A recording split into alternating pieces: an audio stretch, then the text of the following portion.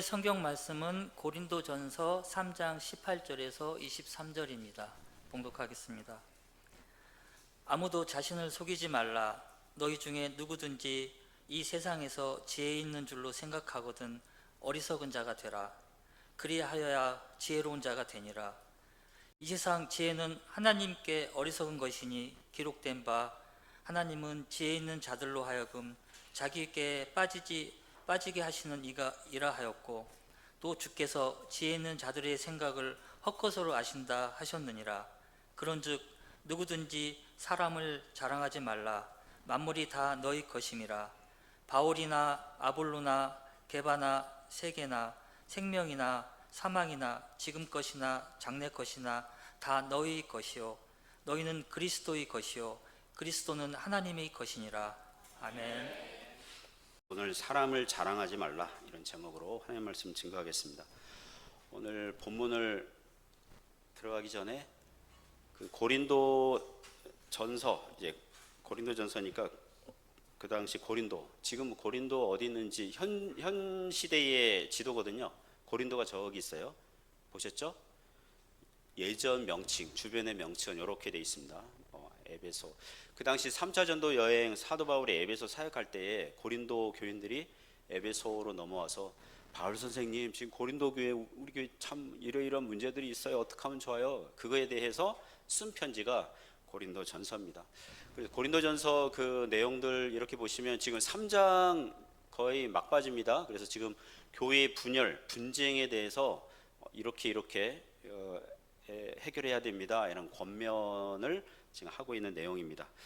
그래서 오늘 성경 말씀은 사도 바울 선생님이 당시 분쟁하고 다투고 있었던 고린도 교회에게 사람을 자랑하지 말라, 이렇게 책망하고 권면하는 내용입니다. 오늘 몇 가지 교훈으로 하나님의 은혜를 나누고자 합니다. 첫 번째 교훈은요, 오늘 본문이 우리에게 주는 첫 번째 교훈은 세상 지혜를 의지하지 말라는 것입니다. 18절 말씀 이렇게 얘기합니다. 마치 격언처럼 말씀하고 있는데요.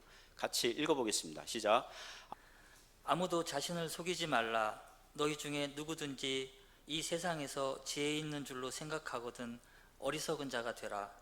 그리하여야 지혜로운 자가 되니라.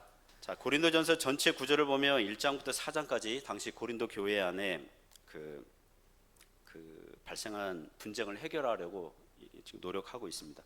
이 분쟁의 원인이 뭐냐 하면 그 당시 유명하고 또 교인들이 선호하는 사도들, 성경 교사들을 의지하여 나는 그들에게 속했습니다. 나는 유명한 사도들을 따르는 사람입니다. 그래서 교회 안에서 이 네 개 분파, 이 다른 사도들 각자 따르는 그룹과 갈등하고 분쟁하고 있었다는 것입니다. 그래서 사도 바울은 이런 현상에 대해서 분쟁하는 사람들의 마음의 동기에 대해서 진단하고 일침을 놓는 거죠. 실은 이미 고린도전서 1장 18절부터 말해오고 있었던 주제입니다. 뭐냐 하면 고린도 교회는 하나님의 지혜인 십자가를 따르거나 의지하고 있는 게 아니라 세상 지혜, 세상 기준에 합당한 지혜를 따르고 있었다는 것입니다. 그래서 이 고린도전서 3장 18절에서 아무도 자신을 속이지 말라. 계속해서 보면 너희 중에 누구든지 이 세상에서 지혜 있는 줄로 생각하거든 어떤 자가 되라고요? 어리석은 자가 되라. 그리하여 지혜로운 자가 되리라.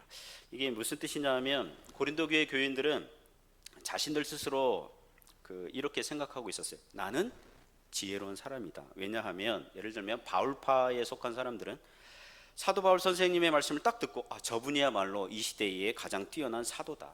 다른 사도들 말은 들을 필요도 없다. 나는 앞으로 저 바울 밑에서 추종하고 바울을 스승으로 모시고 그렇게 갈 거다. 그리고 아볼로나 개바파 따르고 있는 교인들은 뭔가 좀 부족하다. 어떻게 사도 바울 선생님을 제껴놓고 그들을 따를 수 있느냐? 이렇게 생각을 하고 있었고 그것을 지혜라고 여기고 있었다는 것입니다. 다른 당파 교인들도 마찬가지죠. 아볼로파에 속한 사람들은 또 그렇게 생각하고 있고 개바파에 속한 사람도 그렇게 생각하고 있었던 거죠. 이미 고린도전서 3장 5절 이하에서 바울이나 아볼로나 모두 주님의 사역자들이다 그랬거든요. 그들은 종들이고 돌쇠나 마당쇠 그렇게 얘기한 적이 있습니다. 바울의 의도는 뭐냐 하면 바울이나 아볼로나 게바나 모두 다 교회를 섬기는 주님의 종들인데 교인들은 왜 종들을 주인처럼 떠받들고 있느냐 이렇게 책망한 적이 있어요. 오늘 본문은 그와 연속 선상에 있는 그런 권면의 말씀입니다. 고린도 교회 교인들이 이렇게 생각하고 행동하는 마음의 뿌리가 무엇입니까? 세상적인 기준과 조건에 만족하는 게 지혜라고 여기고 있었던 것입니다. 추론하고 상상하면 바울파에 속한 교인들은 바울을 생각하면서 사도쯤 되려면 어떤 사람이어야 됩니까? 공부도 많이 하고 무엇보다도 주님을 만난 체험이 있는 사람이어야 된다. 그리고 바울 편지가 신약 성경에서 13권 되잖아요. 공부도 많이 하셨을 뿐만 아니라 글도 많이 쓰셨고 또 체험도 있으시고 바울보다 뛰어난 사도가 어디 있습니까? 이런 게 그들 생각이었어요. 반면에 아볼로파는요, 그 당시 학벌로 치면 북아프리카 알렉산드리아 출신이거든요. 바울은 예루살렘에 와서 공부했잖아요. 그러니까 바울은 한국으로 비유하면 서울대 출신이라면 아볼로는 어디 출신일까요? 영국의 옥스퍼드나 미국의 하버드 출신이거든요. 알렉산드리아 출신. 그러면 게다가 아볼로는 설교를 잘했단 말이에요. 바울은 글은 잘 쓰는데 설교와 연설은 잘 못했다는 게 그 당시 평가였습니다. 성경 교사가 되려면 아볼로처럼 지식도 많고 언변도 뛰어나야 된다, 이렇게 생각을 했을 것입니다. 오늘날 리더십의 그 주요한 덕목을 소통 능력이라고 하잖아요. 아볼로야말로 소통 능력이 뛰어난 그런 분이다. 바울의 설교를 들어보면 도대체 무슨 말을 하는지 모르겠는데 아볼로의 설교를 들어보면 아주 명쾌하다. 그러니까 이제 아볼로를 이제 추정하는 거죠. 게바파, 베드로파는 무엇입니까? 사도쯤 되려면 뭐니 해도 예수님과 살아봤어야 되죠. 3년 동안 동거동락하면서 가까이서 예수님을 보필했던 경험이 있어야 되는 거죠. 사도 바울 선생님이 제가 다메섹으로 가다가 주님 만났는데 이렇게 말하는 거랑 베드로가 제가 예수님 모시고 변화산에 올라갔을 때요, 이거 완전 다르거든요. 갈릴리에서 배를 젓고 있는데 예수님이 바다 위를 걸어오셨는데요, 이거 완전 다르거든요. 아볼로는 주님 만난 그 체험도 없고요. 그러니까 베드로만큼 뛰어난 사도가 없다. 베드로가 비록 가방끈은 짧았죠. 학벌은 부족했죠. 어부 출신이니까. 하지만 성령 받아서 설교하니까 한꺼번에 3,000명 회심하고 5,000명 회심하고 이 대부흥사, 대중연설에 뛰어난 그런 이미지, 그런 사도, 그러면서 이렇게 개바파에 속한 사람들은 그런 자부심이 있었을 것입니다. 그리고 교회 내의 소수파에 해당하는 그리스도파 사람들은 무엇입니까? 바울파, 아볼로파, 개바파에 속하지 않아서 교회 내의 마이너 그룹이었는데 자신들의 신앙심, 정체성은 강조해야 되겠고, 그래서 이렇게 얘기했겠죠. 우리는 사도, 바울, 아볼로, 개바 이런 사람들을 추정하는 자들이 아니라 우리 주님 그리스도를 따르는 사람이다, 이렇게 주장했을 거예요.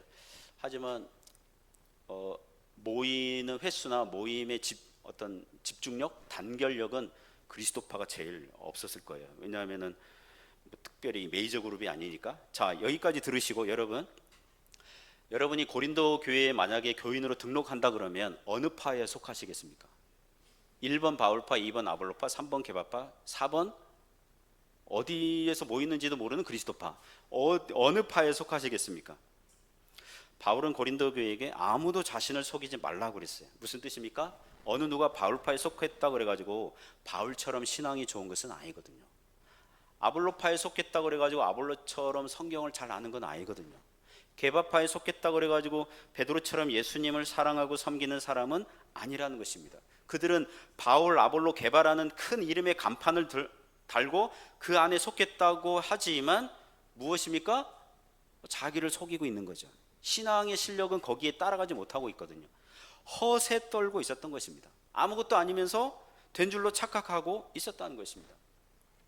수년 전에 한 10년도 더 지났는데요, 서울에 제가 속한 교단에 서울의 어느 모 교회에서 담임 목사 청빙하려고 모집을 하고 있었습니다. 그러니까 신문에 공개 모집하기 전에 그 장로님들이, 청빙위원회 분들이 이제 아는 목사님 통해서 이렇게 수소문하면서 이제 교회 어플라이를 좀 신청하라고 그랬는데, 그 교회 수석 장로님이 중국 연변 쪽에 아는 선교사님 집에 방문한 김에 그 선교사님에게 이렇게 요청한 거죠. 중국에 계신 선교사님들 중에 성경을 잘 가르치시고 목회를 잘 하실 것 같은 선교사님을 한번 추천해 달라고. 우리 교회 담임 목사 지금 곧 청빙하는데 내부적으로 먼저 그걸 받는다는 거죠. 그래서 그 연변에 계신 선교사님이 누가 생각이 났을까요? 해주에 있는 제가 생각이 나서 저한테 전화를 하셨어요. 그분이 그렇게 얘기하셨어요. 제가 지금 얘기하는 게 아니고. 서울의 어느 모교에서 담임 목사 구하고 있고 성경 잘 가르치는 목회 잘하는 목사님 구하고 있다고.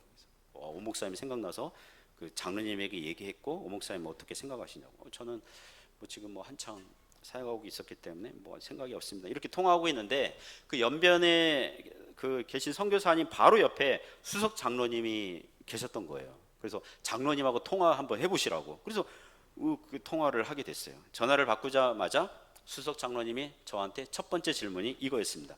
대학교 어디 나오셨어요? 저는 성경을 잘 가르치고 목회를 잘하는 목사님을 찾는다 그러면서 실은 자신들의 속내를 포장하려는 명분이었고, 그게 진짜 중요한 것은 목사님의 학벌이었구나. 목사의 학벌이었구나. 나중에 그 교회 담임 목사님 구했는데요. 저는 그 교회에 어플라이 한 적 없습니다. 그 교회 목사님 되신 분이 서울대 출신 목사님을 이렇게 했어요. 그래서 그 교인들이 이렇게 하길 원한 거죠. 우리 목사님은 서울대 나오신 분이야 라고 어떤 자부심, 또 어깨 뽕이 올라가고 싶었던 건 아닐까라고 그냥 혼자 생각을 해봤어요. 물론 목사님이 어느 대학교를 나왔던 사역을 잘하면 되죠. 그리고 상식적으로 이력서에 자기 나온 학교를 사실대로 적어야 돼요. 그건 정직과 진실에 관련된 거니까. 하지만 세상의 학벌을 기준으로 사역자를 구하려고 한다면, 목사님의 성품, 은사, 소명과 관계없이 학벌로서만 구하려고 한다면 그것은 교회가 뭘 따라가는 거예요? 세상 지혜를 따라간다고 말할 수 있겠습니다.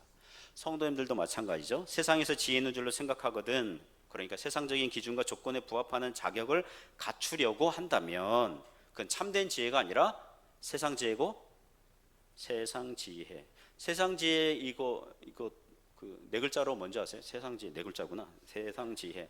또 다른 네 글자 동의어가 비슷한 말 뭐가 있을까요? 헛똑똑입니다. 헛똑똑. 세 글자구나. 헛똑똑. 세 글자 헛똑똑이에요. 예를 들면 여러분이 이렇게 생각할 수 있죠. 세상에서 잘 살려면 부자가 돼야 돼 라는 생각할 수 있잖아요. 열심히 일을 해야지 주식 투자도 하고 부동산 투자도 하고. 여기까지는 좋아요. 여기까지 뭐 신앙 안에서 뭐 괜찮습니다. 거기까지는 괜찮은데 돈을 벌어야 되니까 시간이 없어. 주일에 교회 나갈 시간이 없어. 또 헌금하면, 교회 가면 헌금해야 하잖아요. 돈 새 나가. 지출을 줄여야 돼. 이렇게 생각을 하면서 그렇게 살면 그것은 세상적인 지혜를 의지한다는 것입니다. 그런 사람은 하늘에 쌓아둔 보물이 없게 될 것입니다. 또 이런 생각할 수 있어요. 우리 자녀를 좋은 대학에 보내야 나중에 대학 나와서 또 이 사회에서 꿀리지 않고 잘 살 수 있을 거야. 그렇게 도와줘야 돼. 요새 서울 강남에서는요, 초등학교 때부터 의대 준비반이 있대요. 의대 준비 어떤 그룹이 있답니다. 그게 뭐 한 달에 수백만 원, 뭐 1,000만 원대 과외비 드린다고 합니다. 보통 사람들은요, 그 감당할 수가 없어요. 그래서 그런 기사를 보면서 상대적 박탈감을 갖는 그 성도들도 있거든요. 여러분, 신자들이 놓치면 안 되는 게 있어요. 성도들이 놓치면 안 되는 게 있어요. 뭐냐면 자녀들이 주 예수 그리스도를 안다면 이 세상에서, 이 땅에서 알 수 있는 가장 고상한 지식을 가지고 있는 셈이라는 것입니다. 그거에 대한 확신이 있어야 돼요. 빌립보서 3장 8절에서 사도 바울이 자신이 이스라엘 족속, 히브리인, 바리새파, 가말리엘 문화생이라는 이 배경, 이것들 과거 경력들을 다 해로 여기고 배설물로 여길 수 있었던 것은 내 주 그리스도 예수를 아는 지식이 가장 고상하기 때문이다. 그렇게 얘기했습니다. 그런 신앙적인 확신과 신념이 없으면 세상적인 기준과 조건을 갖추려고 뛰어다니는 헛똑똑이가 될 수 있다는 것입니다. 그러므로 사랑하는 성도 여러분, 세상 지혜를 의지하지 마시기 바랍니다. 도리어 기독교 신앙생활을 단순하고 바보처럼 하시기 바랍니다. 주일이 되면 교회당에 나와서 예배드리고 말씀 듣고 성경을 배우시기 바랍니다. 어려운 일이 생기면 하나님께 기도하고 모든 일이 하나님의 주권과 섭리를 믿고 가면 되는 줄 믿습니다.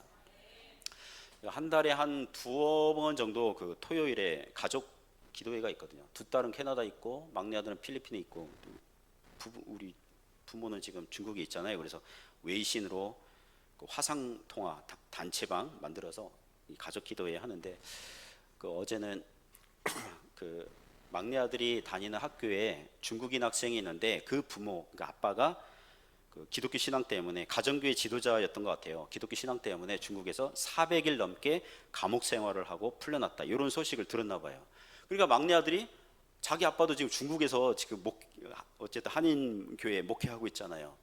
그래서 그게 염려가 됐나 봐요. 그래서 이제 돌아가면서 기도하는데 막내 아들이 이렇게 기도하더라고요.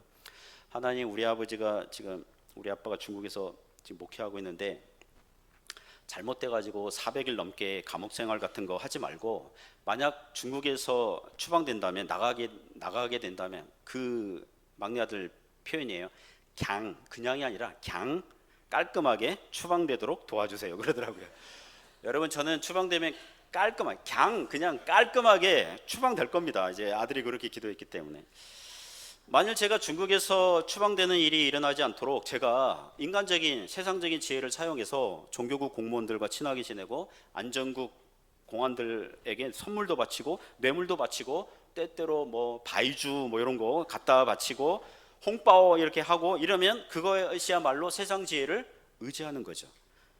그러면 안 되죠. 그냥 단순하게 주님 믿고 믿음으로 사는 것이 세상에서 어리석은 자처럼 보이지만 실은 그게 하나님 앞에 진짜 지혜인 줄 믿습니다. 그렇게 살아가는 거죠. 그렇게 하라는 것입니다. 두 번째 교훈은 세상 지혜는 결국 헛되게 하신다는 것입니다. 하나님께서 세상 지혜를 결국 헛되게 하십니다. 성경 역사를 보고 배워야 할 필요가 있는 거죠. 19절 20절은 구약 성경 두 구절을 인용하면서 이렇게 얘기합니다. 19절 20절 같이 읽습니다. 시작. 이 세상 지혜는 하나님께 어리석은 것이니 기록된 바 하나님은 지혜 있는 자들로 하여금 자기께 빠지게 하시는 이라 하였고 또 주께서 지혜 있는 자들의 생각을 헛것으로 아신다 하셨느니라. 18절 말씀이 격언이라 그러면 그것을 증거하는 구절로 이제 성경 구절 두 개를 인용합니다. 19절에 나오는 구절은 욥기 5장 13절 말씀입니다. 하나님은 지혜 있는 자들로 하여금 자기 꾀에 자기가 빠지게 하신다. 여기서 지혜 있는 자들은 세상 지혜를 의지하며 사는 자들이죠. 자기 꾀에 자기가 빠진다. 그리고 20절은 시편 94편 11절 인용하는 건데요. 주께서 지혜 있는 자들의 생각을 헛것으로 하신다. 쓸모없게 만드신다. 그거였어. 쓸모없게. 세상 지혜를 사용하거나 의지하는 사람들의 생각을 헛것, 쓸모없게 만드신다는 것입니다. 성경에 나오는 몇 가지 사건을 예로 들겠습니다. 창세기 2장 3장을 보면 하나님께서 첫사람 아담에게 그 동산 가운데 있는 그 선악을 알게 하는 나무 열매를 먹지 말라고 하거든요. 그 명령은 선악을 알게 하는 나무, 그거는 그 열매에 무슨 능력이 있거나 효험이 있거나 선악과 먹으면 청기 누설, 하늘의 신비한 것을 알게 되거나 IQ가 높아지거나 지능이 좋아지는 그런 능력이 있는 게 아니에요. 나무 이름이 그런 거예요. 사람으로 하여금 하나님의 명령을 순종하는지 그렇지 않은지 시험하기 위한 명령일 뿐이에요. 그러나 사람은 뱀의 유혹에 넘어가죠. 선악과 먹으면 사람이 하나님처럼 전지전능하게 될까 봐서 하나님께서 금지한 거야. 그러니까 먹어도 죽지 않아. 그렇게 얘기해요. 사람은 뱀의 유혹을 받아들여요. 그 말은 무엇이에요? 자기 지혜를 의지한 거죠. 하나님 말씀과는 다른 영적이고 신령한 지혜가 아니라 세상 지혜를 의지한 것입니다. 그랬더니 어떻게 되었습니까? 눈이 밝아져서 발견한 것은 무엇이에요? 지능이 더 높아지거나 청기누설할 수 있는 해안을 가지게 된 게 아니라 자기들 몸이 벌거벗은 것만을 발견하게 된 것입니다. 수치심만을 발견하게 된 거예요. 죄를 안 지었을 때는, 죄가 없었을 때는요, 존귀한 사람의 몸이 하나님의 의와 거룩으로 이렇게 가려져 있어서 존귀했는데 죄를 지으니까 그것들이 다 사라진 거예요. 그래서 남은 것은 오직 벌거벗은 수치심, 그거밖에 남은 게 없는 거예요. 무엇입니까?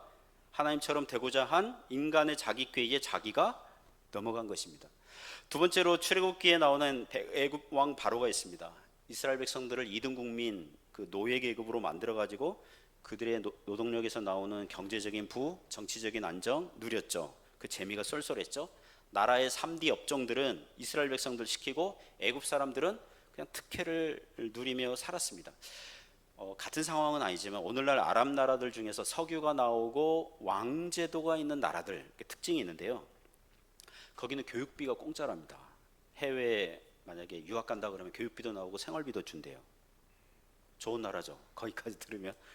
그리고 외국 기업이 그 나라 가서 이제 회사 그 운영하려면 현지인들, 그러니까 회사 직원의 30%를 현지인들을 고용해야 되고, 그리고 직급을 그 중간 관리자 이상을 줘야 된대요. 뭐 기계 컨베이트 벨트에 세우면 안 된대요. 그 사무실 요원으로 중간 관리자 이상 직급을 줘야 된다고 그럽니다. 그리고 그 사람들이 어떤 유목민 전통이 있잖아요. 출근 시간이 자유로워요. 만약에 회사에서 8시, 9시 정하면 지들 마음대로 10시, 11시 나오고 막 게으르대요. 그리고 회사에 나오면 일할 줄도 모르고 또 의자에 앉아서 명령 내리고 이러니까 회사 운영과 이 회사 조직에 도움이 안 된대요. 그래서 집에 있으라고 그런대요. 그리고 월급은 꼬박꼬박 준답니다. 그 노동하는 사람들은 외국인 노동자들, 그 나라에 온 외국인 노동자들. 그러니까 현지인들 입장에서는 회사에 출근도 안 해도 돼요. 일 안 해도 돼요. 월급은 통장에 따박따박 들어와요. 뭐 합니까? 가족끼리 여행 다니고 놀러 다니고 막 그러는 거예요. 그랬다고요. 그렇다고요. 지금 하나님께서 모세를 보내셔서 애굽 왕 바로에게 내 백성 이스라엘을 보내라고 하시죠. 이스라엘 백성들은 하나님 백성이지 바로 너의 백성이 아니야, 이런 거거든요. 바로 왕은 처음부터 곱게 보내주지 않아요. 근데 재앙을 하나씩 하나씩 맞아가면서 남자들만 가라, 또 뭐 막 이런 식으로 하잖아요. 소위 줄다리기 하다가 나중에 10번째 장자 재앙을 당하고 나서야 더 이상 버티지 못하고 이스라엘 백성들을 내보냅니다. 이스라엘 백성들을 내보내고 보니 바로왕 생각에 괘씸한 거예요. 자존심 상하는 거예요. 노예들 주제에 주인을 지금 물어뜯고 있잖아요. 주인에게 덤벼들고 있잖아요. 그래서 군사들을 동원해서 이스라엘 백성들 뒤를 쫓습니다. 이스라엘 백성들이 홍해 바닷길이 열려서 그곳으로 도망가죠. 그래서 애국 군사들도 그 뒤를 쫓았으나 앞불싸 홍해 바다가 다시 합쳐지면서 애국 군사들이 바다에서 다 수장당합니다. 하나님을 대적하는, 하나님의 말씀을 반대하는 생각은 지혜의 모양을 갖고 있지만 그것이 결국 어떻게 돼요? 헛되게 된다는 것입니다. 쓸모없게 된다는 거예요. 하나 더 말씀드리면 그 에스더서에 하만이라는 악한 자가 나옵니다. 그는 당시 그 페르시아 왕 아하수에루, 그 세계사 역사에서는 크세르크세스의 왕 이름이, 성경에서는 아하수에루 이렇게 그 왕의 총애를 받습니다. 하만은 아각 사람이고 아말렉 후손이고 부자예요. 고위급 관리예요. 넘버 2예요. 왕 다음에 권력을 누리는 자였습니다. 유대인 모르드게가 이제 하만을 존중하지 않으니까 화가 나서 모르드게뿐만 아니라 그 유대인들을 다 몰살시킬 생각을 합니다. 그래서 왕에게 제안을 하죠. 그해 연말에 어느 날에 날을 정해서 유대인들을 한꺼번에 다 죽이라는 명령을 받아내요. 그 명령을 수행하는 데 필요한 모든 재정은 하만이 되겠다고 그래요. 그래서 왕은 하만을 총애하니까 허락을 해줘요. 유대인들은, 구약교회는 큰일 났습니다. 하만의 악한 꾀, 악한 지혜로 말미암아 하나님의 백성들이 다 죽게 됐습니다. 하만은 한 발 더 나아가서 그 연말 그날이 오기 전에 이 모르드게가 눈꼴 시렵거든요. 정말 이 자존심 상하고 자기가 가면 인사도 안 하고 막 이러니까, 그래서 모르드게를 먼저 죽여버려야겠다. 그래서 집마당에 나무를, 큰 장대 나무를 세우죠. 죽여서 모르드게를 죽여서 거기 전시하려고 딱 세우고 왕에게 모르드게를 죽이도록 허락해 달라고 가는데, 왜냐하면 모르드게가 하급 관리였기 때문에 왕의 허락을 받아야 되거든요. 그래서 왕궁에 입고를 해서 모르드게를 죽여주옵소서 이렇게 요청하려고 갔는데, 그 전날 밤에 왕이 잠 못 이루어서, 잠이 잘 안 와서 그 역사 기록하는 역사관 불러가지고 나라에 발생한 사건 사고 뭐 그런 것들을 읽으라 그러니까 읽다 보니까 수년 전에 모르드게가 왕을 암살하려는 자들을 고발했는데 나라에서 보상이 없었던 거예요. 그거를 발견하고는 이 모르드게를 어떻게 보상해 줄까? 왕은 그렇게 생각하고 있는데 그 하만이 궁궐에 입고한 거예요. 그래서 하만에게 물어본 거죠. 왕이 존귀하게 사랑하고 좋아하는 신하를 뭔가 이렇게 보상해 주고 싶은데 어떻게 하면 좋겠느냐? 그러니까 하만은 자기인 줄 알고 왕이 입는 옷, 왕이 쓰는 왕관, 왕이 타고 다니는 말을 태워서, 그 다음 왕이 존귀하게 여기는 신하가 말 고삐를 붙잡고 시내 한 바퀴 돌게 해달라고, 카퍼레이드를 해달라는 거죠. 오늘날식으로 얘기하면. 그러니까 좋은 생각이야. 모르드게를 그렇게 해라. 그러니까 하만은 모르드게를 죽여주옵소서, 말도 못 꺼내지 못하고 모르드게를 말 태우고, 그리고 하만 네가 말고삐 붙잡고 한 바퀴 돌아라 이래가지고 왕에게 공로를 쌓는 사람을 이렇게 왕이 보상하십니다. 이렇게 하면서 시내 한 바퀴 돌고, 그리고 왕비가 주최한 파티장에 가요. 파티 장소에서 왕비가 이렇게 얘기하죠. 왕이시여, 저랑 저 민족을 죽이려는 악한 자가 있습니다. 그러니까 왕이 놀라가지고 누구냐 그러니까 저 악한 하만입니다. 그 왕이 충격받죠. 자기가 총애하는 신하거든요.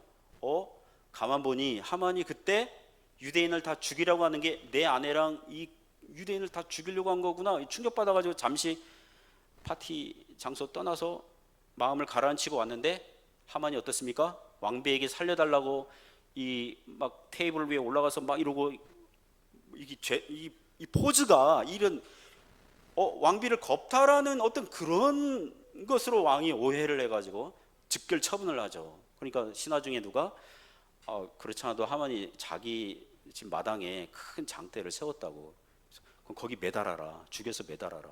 그래서 하만은 자기가 세운 그 장대에 자기가 죽임을 당하고 전시되는, 그 자기 꾀에 자기가 넘어가는 그런 일이 있었습니다. 처음 듣는 표정을 하시는 분들은 뭡니까 지금? 그런 거예요. 사랑하는 성도 여러분, 이 세상에는 하나님의 눈과 손이 안 뻗친 곳이 없습니다. 하나님의 능력에, 통치의 능력에 손이 안 미치는 곳 없어요. 사람들의 마음에 품은 생각들을 다 아십니다. 세상 지혜로 사용하는 자들의 지혜를 자기 꾀에 빠지게 하시고 헛것으로 쓸모없게 하신다는 것입니다. 그것을 믿으시기 바랍니다. 세 번째 교훈은, 참된 지혜는 사람을 자랑하지 않는 겁니다. 자랑하려면 주 안에서 자랑하라는 거죠. 21절부터 23절에서 교훈합니다. 같이 읽겠습니다. 시작. 그런즉 누구든지 사람을 자랑하지 말라. 만물이 다 너희 것임이라. 바울이나 아볼로나 게바나 세게나 생명이나 사망이나 지금 것이나 장래 것이나 다 너희 것이요 너희는 그리스도의 것이요 그리스도는 하나님의 것이니라. 아멘. 자, 21절 보시면 누구든지 사람을 자랑하지 말라 그래. 이게 사도 바울이 하고 싶은 말이에요. 오늘 본문에서 사람을 자랑하지 말라, 이거는 어떤 사람을 좋아하거나 존경하지 말라는 거 아니에요. 적당하고 합당한 존경은 좋습니다. 지난주 수요일이 그 스승의 날이었잖아요. 우리 교회 몇 분이 오 목사님 존경하고 감사한다 그러면서 막 문자도 보내시고 또 커피 선물 카드도 보내주시더라고요. 제가 이 말씀 드리는 거는 내년에 여러분 뭐 하라는 게 아니라 그랬다고요. 예, 그랬다고요. 또 웨이신 문자도 이제 감사 이렇게 보내주시고, 안 보내신 분들은 제가 메모에 이렇게 적어가지고 나중에 복수하려는 생각은 일절 없습니다. 제가 뭘 느꼈냐면 부족한 저를 좋아해 주시니까 너무 감사하다. 거기까지죠. 거기까지. 선을 넘어가면 안 되죠. 교인들 중에 나는 오 목사님 외에 다른 목사님들의 설교를 듣지 않을 거고 오 목사님의 말씀이라면 무조건 맞다고 생각하는 순간 오 목사를 이단 사이비 교주로 만들 위험이 있는 것입니다. 그때 그런 것이 사람을 자랑하지 말라, 여기에 적용이 되는 거예요. 적당한 존경을 넘어서서 그 사람 밑으로 들어가서 오직 그 사람만 추종하고 따르겠다고 하는 순간 선을 넘어가는 것이고, 그때는 특정한 사람을 주님처럼 주인으로 숭배하고 추앙하고 자랑질할 위험이 있다는 것입니다.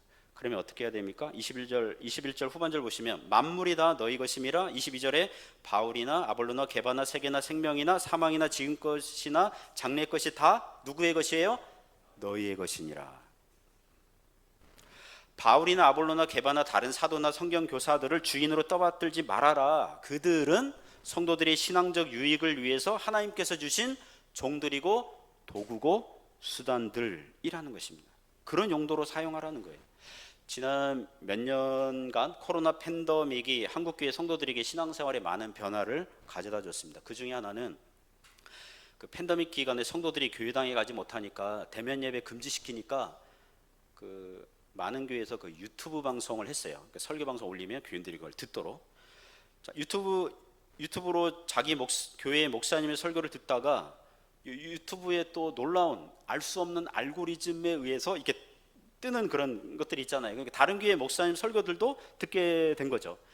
전에는 자기 교회 목사님 설교 외에는 듣지 않다가 그죠? 이제 자연스럽게 다른 교회 목사님 설교도 듣게 된 것입니다. 그러면서 우리 교회 목사님만 설교 잘하시는 게 아니라 다른 교회 목사님들도 설교 잘하시는구나. 그리고 자기랑 코드가 맞는 목사님들의 설교를 들으면서 신앙생활의 넓이가 더 넓어졌다고 봅니다. 그러면서 염두에 두고 아셔야 될 건 뭐냐면 그분들은 다 만물 안에 포함되어 있어요. 만물이 다 너희 것임이라. 바울이나 아볼로나 게바나 다 너희 것임이라. 즉 성도들의 신앙적 유익을 위해서 하나님께서 주신 종들이고 도구고 수단들이라는 것입니다. 주인이 아니에요. 종들이고 수단이고 도구예요. 만일 제가 새 옷을 샀다고 합시다. 옷이 너무 이쁜 거예요. 그래서 옷에 비닐을 씌워가지고 옷걸이에 걸어두고 입지는 않으면서 이제 옷 보면서 이쁘다 이렇게 감상만 한다고 합시다. 그럼 뭐예요? 옷을 주인 삼은 거죠. 옷은 막 입어야 되거든요. 그 자동차를 새로 사는 사람들 중에 어떤 분들은 그 시트 그 비닐로 씌워진 거 뜯지 않아가지고 몇 달이고 그걸 타고 다니는 분들이 있어요. 그거 보면 막 비닐을 막 찢어버리고 싶어요. 주객이 전도된 거거든요. 그걸 왜 안 찢을까? 뭐 그렇다고요.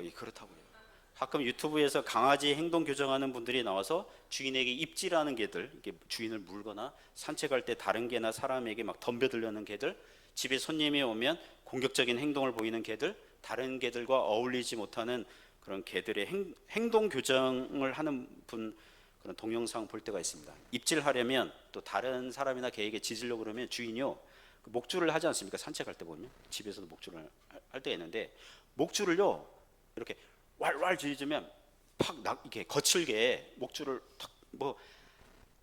왜 짖니? 이렇게 말할 필요도 없대요. 이렇게 거칠게 그 목줄로 이렇게 채라고 하더라고요. 그래도 말 안 들으면 그 개 이 가슴팍 이렇게 옆구리 갈비뼈는 뼈 부러질 수 있으니까 가슴팍에 인사이드 킥으로 빵빵 이렇게 차면은 금방 고쳐진대요. 그 몇 년 동안 고쳐지지 않은 개도 목줄 한번 몇 번 치고 인사이드 킥으로 한 펑펑 치니까 걔가 금방 말을 듣더라고요. 그래서 그런 영상에 이런 답글이 달린 걸 봤습니다. 뭐냐면 속 시원하다. 개는 개로 키워야 된다. 개를 주인처럼 상전처럼 떠받드니까 사람처럼 말로 하니까 안 듣는 거다. 이런 답글들이 달렸더라고요. 제가 이런 말씀 드리는 이유는 한국의 어떤 교회들은 목사님을요 거의 교회의 주인, 교회에서 왕처럼 군림하는 교회들이 많기 때문에 그런 것입니다. 물론 그렇다고 그래가지고 목사님들을 개 취급하라는 건 아니에요. 목사님 한마디 하시면 군말 없이 절대적으로 순종하고 따르는 분위기가 있는 교회는 오늘 말씀에 따르면 사람을 자랑하는 교회일 가능성이 높습니다. 가지 많은 나무에 바람 잘 날 없어요. 교인들이 많은데 바람 잘 날 없어야 되거든요. 그런데 조용해. 근데 그걸 은혜라고 생각해. 아무런 반대 의견, 아무런 불평 이게 없는 그걸 마치 이상적인 교회의 모습이라고 생각하는 거예요. 그런 교회는요, 그런 교회 조직 구조는요, 혹시 북한 체제와 닮지 않았나 이렇게 의심해 봐야 됩니다. 더구나 그 목사님이 작은 교회에 부임해가지고 수천 명, 수만 명의 큰 교회로 만들었다면, 개척교회를 작게 시작해가지고 수천 명, 수만 명의 대형 교회로 성장을 시킨 목사님이라면 그 종교적인 권위와 카리스마는 그 교회 내에서 어떤 교인도 반대 의견을 내지 못하는 거예요.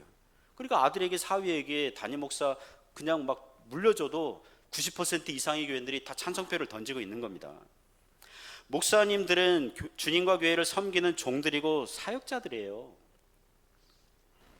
교회의 주인처럼 교회에서 거의 왕처럼 떠받드는 것은 문제가 있는 것입니다.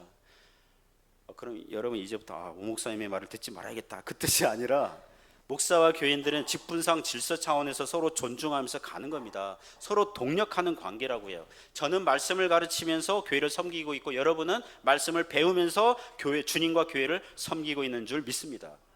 우리 교회 어린이들이 영적 상태를 누가 가장 잘 알고 누가 가장 사랑합니까? 여호수아부서 선생님들이 가장 잘 알고 가장 사랑합니다. 저는 애들을요, 전 차도 없지만 차에 태워가지고 집 들려가지고 교회당에 온 적이 없어요. 아이들을 위해서 간식 사본 적도 없어요. 저는 설교를 할 뿐이에요. 나머지는 선생님들이 다 알아서 해요. 우리 교회 청소년들을 누가 가장 잘 알고 누가 가장 사랑합니까? 다니엘 부서 선생님들이 가장 사랑해요. 그들에게 쏟는 사랑, 에너지, 행동들을 보면 알아요. 중고등 그 다니엘부서 학부모 방에 선생님들이 그 수련회 하면 그 동영상 올려주고, 애들 모임하면 그 올려주고, 또 아침 줌 경건에 그 설교 방송도 그 학부모들 중에 안 믿는 분들도 많거든요. 막 올리고, 가장 시간을 많이 들이는 곳이 가장 사랑하는 영역이라고 할 수 있거든요. 그러니까 하나님께서 우리의 신앙적인 유익을 위해서 성경 교사들을, 목사들을, 교회학교 선생님들을 보내주신 줄 믿습니다. 오늘 구절 보시면 그 이유의 내용은 무엇입니까? 세계나 세계 정치, 경제, 사회, 문화들도 성도의 유익을 위해서 주셨다는 거예요. 당시 로마 제국에 의해 식민 통치를 받고 있는 그 당시 세계도 오늘날 미국과 중국이 무역 전쟁하고 있죠. 러시아, 우크라이나가 전쟁하고 있죠. 이스라엘과 하마스 간에 전쟁하고 있죠. 남과 북이 나눠져 있죠. 세계에서 벌어지는 모든 일들마저도 하나님께서 신자들의 유익을 위해서 섭리하고 계시는 줄 믿습니다. 여러분 중에 혹시 한국 정치에 대해서 불만이 많으신가요? 뭐 하라는 거예요? 여러분 신앙의 유익을 위해서 그거 주신 거예요. 기도하라고요. 기도하라고. 나라와 민족을 위해서 기도하라고요. 생명이나 사망이나 살아도 죽어도 살아있어도 우리의 유익을 위한 것이고요, 우리가 때가 되어서 죽을지라도 그 죽음도 신앙의 유익을 위해서 필요하다는 것입니다. 우리가 죽어가면서 어떨까요? 죽어가면서 부활 생명을 다시 믿고 천국에 대한 확신 갖게 되고, 역시 유익할 거 아닙니까? 그리고 우리가 죽음을 앞둔 운명이라는 것을 알게 되면 지금 살아있을 때 어떻게 주님과 교회를 위해서, 이웃을 위해서 살아야 될지를 진지하게 생각하게 하니 유익한 거죠. 지금 것이나 장래 것이나 다 너희의 것이요, 지금 신자들이 가지고 있는 것, 그리고 장래 소망으로 주어질 약속도 다 신자의 유익을 위해서 주어진 줄 믿습니다. 저 캐나다 밴쿠버에 제 둘째 딸이 있는데요, 가족 얘기해서 죄송합니다만 이 둘째 딸이 최근에 그 한 집에 4명이 살아요. 방 2개짜리인데 방 하나하나, 그다음 거실도 이제 이렇게 2칸으로 나눠 가지고 세를 줘요. 제 딸이 매달 450, 캐나다 450달러, 그러니까 거의 월세 45만 원씩 나가거든요. 설교문에 없는데 왜 이런 얘기 하는지 모르겠습니다. 어쨌든 이렇게 나가는데 그 4명 중에 한 명이 최근에 다른 나라 여행 갔다가 왔나 봐요. 그때 빈대가 붙어서 왔나 봐요. 뭐 캐리어든 옷이든 왔나 봐요. 갑자기 그 집에 여행 갔다 왔더니 이제 빈대가 출현했고, 그 빈대가 우리 딸 피를 좋아했나 봐요. 그래서 이게 이런 팔뚝 이런 데 막 물렸어요. 물려가지고 사진 찍어서 보냈더라고요. 제가 그거 보면서 와, 저 선진국 캐나다에 웬 빈대냐. 딸이 그러더라고요. 아빠, 빈대를 보면서 하나 배웠다는 거예요. 뭐냐 그러니까 빈대가 집요하고 약을 뿌려도 죽지 않고 그 끈질긴 생명력을 배웠다는 거예요. 이제는 하다 빈대에게서도 배워요. 그걸 보면서 그 자기가 빈대가 그렇게 끈질기게 사는데 자기도 그렇게 살아야겠다, 뭐 그런 교훈을 얻었다는 거예요. 신자들에게 무엇입니까? 지금 것이나 장래 것이나 현재일이나 장래일이나 신앙의 유익을 위해서 주어졌다는 거예요. 23절 보면 이렇게 찬송합니다. 너희는 그리스도의 것이요 그리스도는 하나님의 것이니라. 우리는 그리스도의 소유된 백성입니다. 어느 특정한 사람의 소유가 아니에요. 우리는 주님의 사람들이지 어느 특정한 사람의 소유가 아니에요. 그리스도는 하나님의 것입니다. 그 주님의 직분상 기능상 그렇다는 거예요. 삼위일체의 한 위격으로서 나와 아버지는 하나이니라. 그럴 때 존재론적으로는 동등하신데 이걸 경륜적 삼위일체 그러거든요. 그러니까 아버지는 아들을 보내시고 아들은 아버지에게 순종하시고 하는 그런 직분상 기능상 그리스도께서 아버지에게 속했다, 이렇게 성경은 그렇게 말씀하는 거예요. 그렇게 하나님 바라보면, 그리스도 예수님 바라보면 성도의 정체성은 무엇입니까? 세상 지혜로 사람을 자랑하는 자들이 아니라 자랑하려면 누구를 자랑해요? 우리 주님, 하나님께서 하신 것. 모두 다 주님께서 우리의 신앙의 유익을 위해서 주신 것들이고, 그것을 바르게 사용하면 큰 유익과 은혜와 큰 축복이 있는 줄 믿습니다. 그런 은혜가 있기를 주님의 이름으로 축복합니다.